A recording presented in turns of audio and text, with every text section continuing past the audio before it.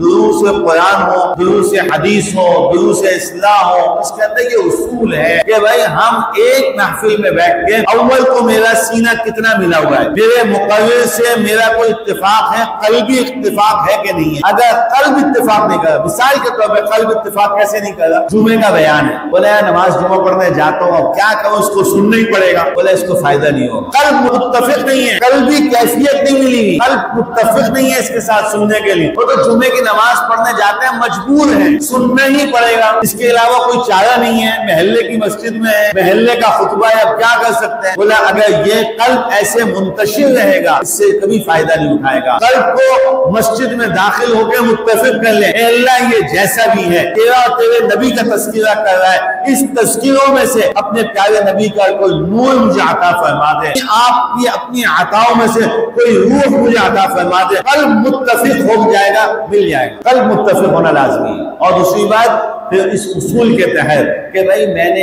ایک بیان سے کیا نکالنا، میں نے بیان سنا اور اس کے بعد کہا گیا پورے بیان کے اندر ایک ہی بات سمجھ میں آئی، بولا اللہ کا شکر ادا کر کہ ایک تو سمجھ میں آئی، اگر اتنا نہ سمجھا ہوتا کہ ایک بھی نہ آتی تو کوئی کیا ہوتا ہے؟ مطلب کیا یہ میرا اس آخری جملے کا مطلب کیا اتنا نہ سمجھا؟ بھائی یہ ضروری تھوڑی ہے کہ بیان کرنے والا یا اللہ رسول کی بات بتانے والے کو سمجھانا نہیں آتا، یہ بھی تو ممکن ہے کہ آپ کی سمجھ اس قابل نہیں ہے کہ بات سمجھی جائے، دونوں طرف ہے، آپ اتنے نہ سمجھ ہیں، اتنی اہم ترین بات سمجھ میں نہیں آ رہی، لیکن جب ہم کیا یک طرفہ چلیں گے کہ نہیں یار ان کی باتیں سمجھ میں نہیں آتی، وہ کوئی بھی ہو، میں ایک مطلقاً باتیں کہہ رہا ہوں، ظاہر ہے کہ سب یہاں نہیں ہوتے، کہیں اور بھی جائیں، آپ کسی اور محفل میں جائیں، اور بالخصوص آج کل پڑھنے پڑھانے کا سلسلہ ہے، کتابوں کو پڑھنا لوگوں نے چھوڑ دیا، صرف اس وجہ سے بولا دل نہیں لگتا، کوئی کام کی بات نہیں ملتی۔ میرے محترم دوستوں اور بزرگوں، کبھی 99 کے بعد کام کی بات ہوتی ہے اور کبھی 100 مکمل ہونے پہ کام کی بات ہوتی ہے، سمجھتے ہیں اس کا مطلب؟ بولا اللہ کے 99 نام ہے، رسول اللہ نے کیا فرمایا؟ بولا 99 کا عدد ہی پکڑ لو،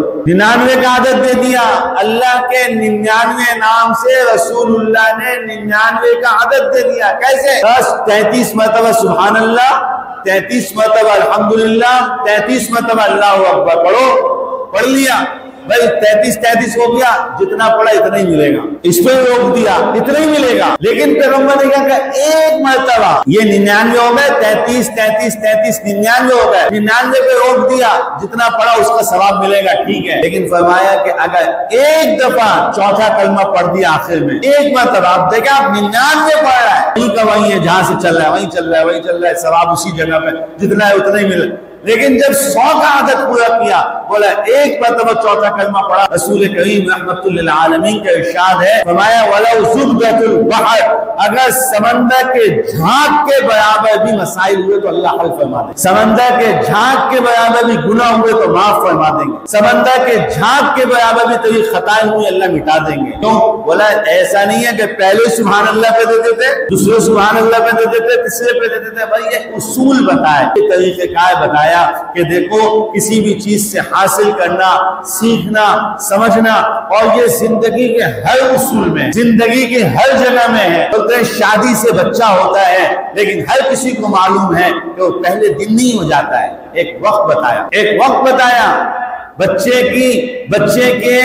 بننے کا سسٹم بتایا، رب کریم نے پورا نظام بتایا، پہلے نطفہ، پھر لوتھڑا، پھر گوشت، پھر اس میں ہڈیاں، پھر اس میں روح، یہ سب کیوں بتایا جا رہا ہے؟ بولا یہ زمانہ ہے، ایسا نہیں ہے کہ ایک ہی دن میں سب ہو جائے گا، دنیا کے اندر ہر جگہ اصول چلے گا، ہر جگہ اصول چلے گا۔ جو لوگ اسکولوں میں جا کے بچوں سے متعلق اساتذہ سے لڑتے ہیں کہ بھائی 3 مہینے ہو گئے بچہ آ رہا ہے، مجھے اس میں کوئی زیادہ تبدیلی نہیں آ رہی، وہ حماقت کرتے ہیں، وہ بے وقوفی کرتے ہیں۔ علم اور تعلیم کا سلسلہ وہ آہستہ سال کے بعد پتہ چلتا ہے کہ آپ کا بچہ کہاں پہنچا، سال کے بعد، اور اس کا بھی سال کے بعد وہ آپ کو ایسے نہیں پتہ چل جائے گا، اسی عمر کے دوسرے بچے کو اس کے ساتھ بٹھاؤ، جب پتہ چلے گا آپ کا بچہ آگے ہے یا پیچھے ہے، جب آپ کو معلوم ہوگا اس کو کتنا آتا ہے کتنا نہیں آتا۔ غیر محسوس طور پہ وہ بچہ وہی ہے، لیکن غیر محسوس طور پہ اس میں علم سرایت کرتا ہے۔